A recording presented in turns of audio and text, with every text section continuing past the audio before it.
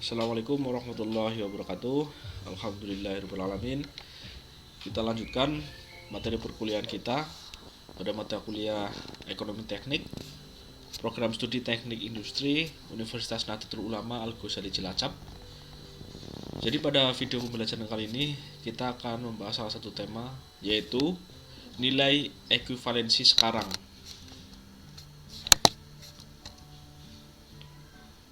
Seperti yang sudah saya jelaskan pada video pembelajaran sebelumnya, dapat kita lihat ini merupakan siklus kegiatan ekonomi perusahaan berdasarkan perputaran uang. Pada umumnya, perusahaan akan menjalankan proses seperti yang terlihat pada gambar berikut ini. Jadi perusahaan memerlukan modal, kemudian modal tersebut diinvestasikan dalam bentuk fasilitas produksi, mulai dari pabrik, tenaga kerja, material, sehingga menghasilkan produk. Nah, proses tersebut akan menghasilkan cash out atau keluaran. Cash out tersebut menghasilkan pendapatan atau income yang diperoleh berdasarkan produk yang mereka jual, yaitu kita sebut sebagai cash in. Aliran dana tersebut kemudian dirubah untuk proses pemodalan yang sudah dikeluarkan perusahaan sebelumnya dalam bentuk return on investment.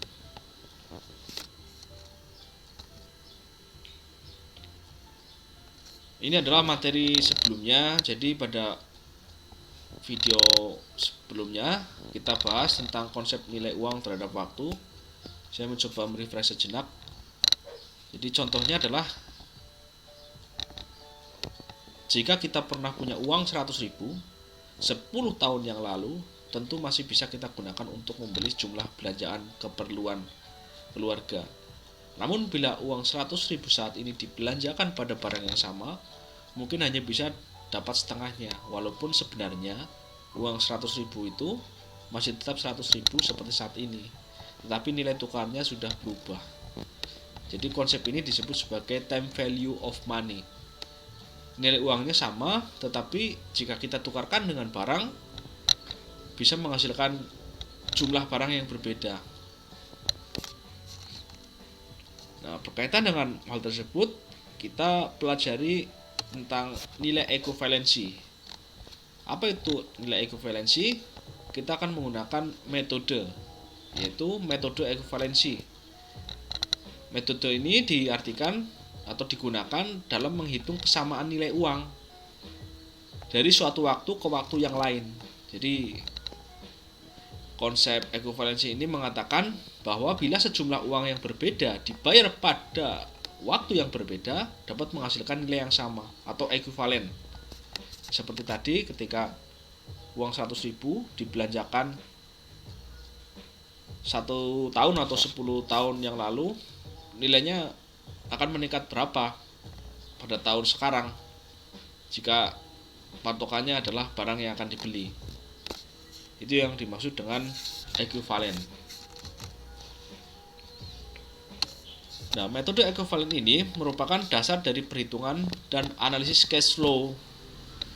Ya, jadi sebagaimana telah dijelaskan, dalam rangka menganalisis cash flow sering dipergunakan grafik cash flow dengan simbol-simbol yang telah standar. Nanti saya akan tunjukkan grafiknya seperti apa. Kita lihat yang pertama ada istilah cash flow tunggal. Jadi grafiknya seperti ini, yaitu pada single payment. I atau suku bunga bisa disebut juga sebagai interest rate.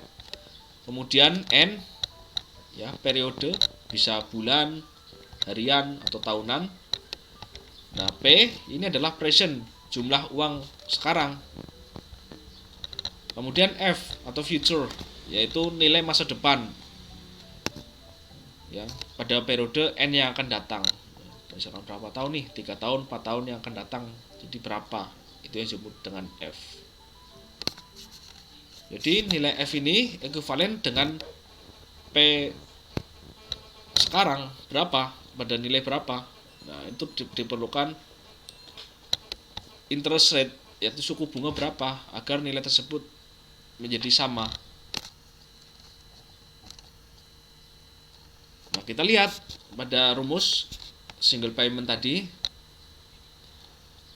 Dari perhitungan ini, misalkan pada periode pertama, ya, jadi berapa nilai interest rate-nya, didapatkan interest rate dikalikan dengan nilai sekarang atau present.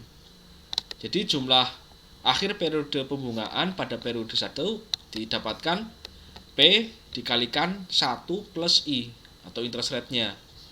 Begitu juga dengan periode kedua. Periode kedua didapatkan nilai present-nya ya dikalikan dengan 1 ditambah interest rate-nya. Kemudian nilai P tadi dikalikan ditambah dengan interest rate-nya present dikali 1 ditambah interest rate-nya dan seterusnya. Nah, berdasarkan formula ini kita dapatkan rumus sebagai berikut. Jadi untuk menghitung nilai future-nya atau nilai uang yang akan datang, didapatkan nilai present, nilai sekarang dikalikan 1 ditambah interest rate-nya plus dipangkatkan N. N ini periodenya untuk berapa lama. Nah, selain kita bisa menggunakan rumus ini, kita juga bisa menggunakan tabel. Jika kita menggunakan tabel bunga dalam perhitungan ekuivalensi, maka persamaan diubah dengan persamaan berikut. Jadi kita nanti lihat ada banyak tabel untuk interest rate berapa. Ya, jika kita diketahui nilai present-nya, maka kita bisa menggunakan untuk menemukan future, yaitu P, ya, nilai tabel pada F per P, interest rate, dan N period berapa, seperti itu. Nah, untuk lebih jelasnya kita langsung saja menuju contoh soalnya. Nah, contoh soalnya seperti ini, bisa kita baca bersama. Jadi misalkan Andi mendepositokan uangnya ke bank sebanyak 5 juta dengan suku bunga atau interest rate-nya adalah 6% per bulan.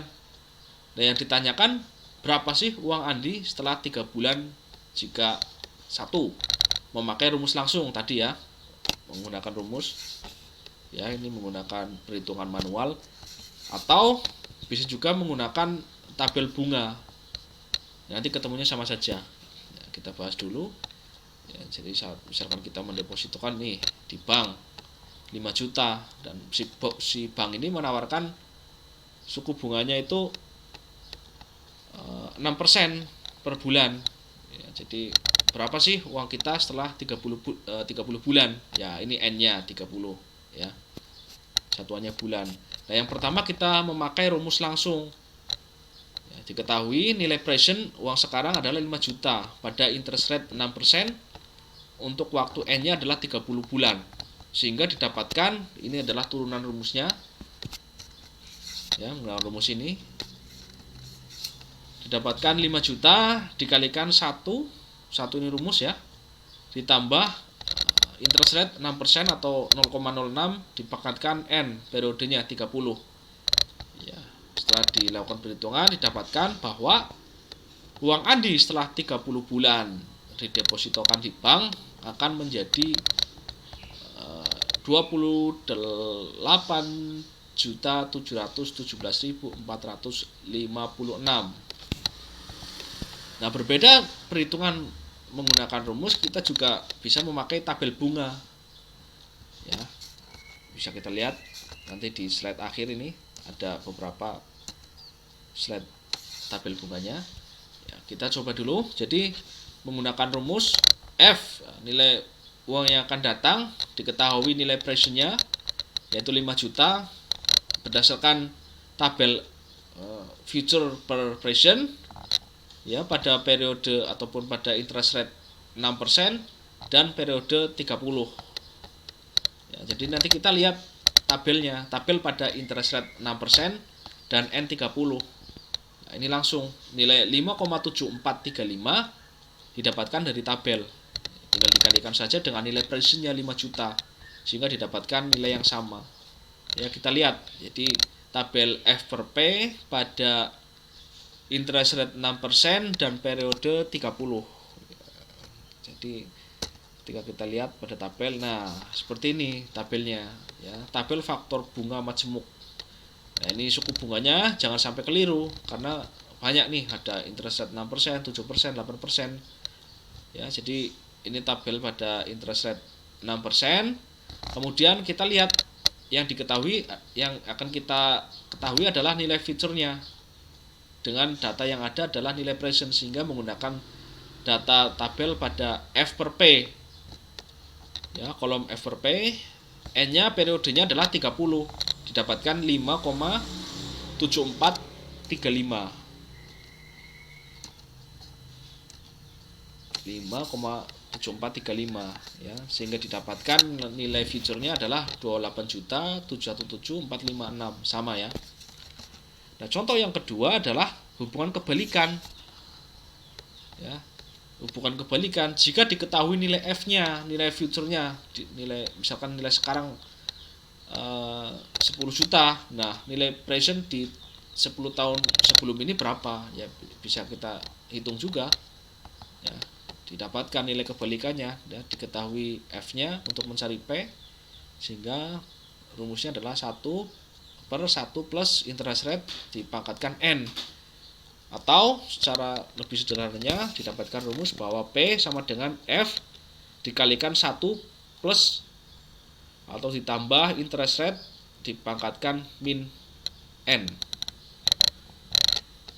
Rumus di atas diformalisikan jika menggunakan tabel sebagai berikut.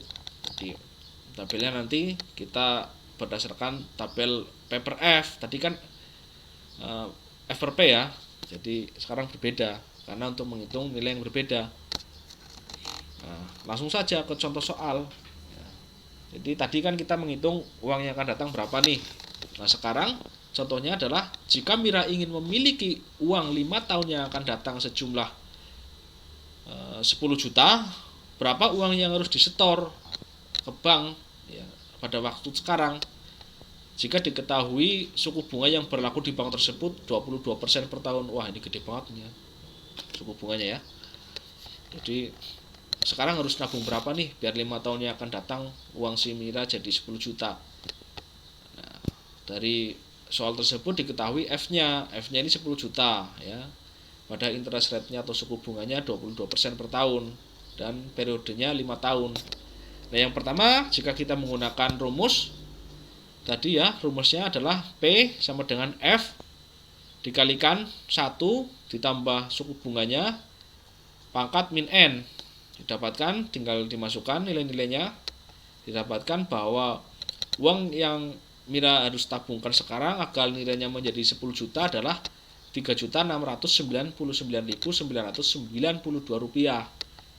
Nah, cara sederhananya juga kita bisa memakai tabel bunga. Ya, jadi nanti kita lihat tabel bunganya adalah tabel bunga P per F. Karena kita ingin mengetahui nilai P. Ya, jadi pada tabel bunga P per F, interest rate-nya kita nanti pakai tabel dengan nilai 22%. Periodenya adalah 5 tahun ya. Ya, ini 10 juta dikalikan, nah ini nilai tabelnya 0,370. Ya, ini suku bunganya, untuk suku bunga interest rate 22%. Ya, periodenya 5, 0,33700. Nah, ini single payment. Ya, pada untuk mengetahui nilai P berdasarkan data yang ada yaitu F. Nah, ini beda lagi, nanti ini ada jenis-jenis tadi ada single payment, kemudian nanti kita kenal adanya gradient ya. Jadi pada video kali ini kita akan membahas awal sebagai pembelajaran awal yaitu single payment saja ya. Tadi didapatkan nilai berapa? Di 0,3700, sehingga didapatkan nilai sama ya, ketemunya Rp3.699.992. Jadi seperti itu video pembelajaran kali ini, semoga memberikan manfaat untuk kita semua. Wassalamualaikum warahmatullahi wabarakatuh.